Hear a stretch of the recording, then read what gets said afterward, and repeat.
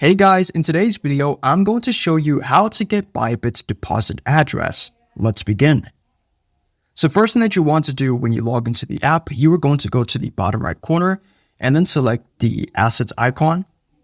Now under accounts, you're going to see all the accounts that you currently own. So I have funding and then unified trading. So you can use whichever one that you want to use. I'm going to use funding.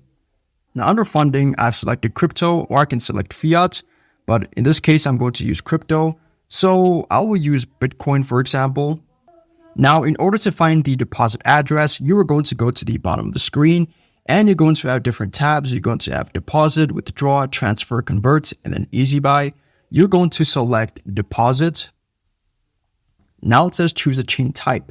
Make sure that the chain type you make deposits to is the one you make withdrawals from. So I'm going to select BTC. And there you go. This is the wallet address. And let's say that you don't want to manually type out the wallet address. What you can do is you can go to the right side and then press on the Windows icon. And then it's going to say copied successfully. And if you don't want to use the wallet address that way, you can also scan the QR code above. And there you go. I hope this video was helpful for you guys and thank you for watching.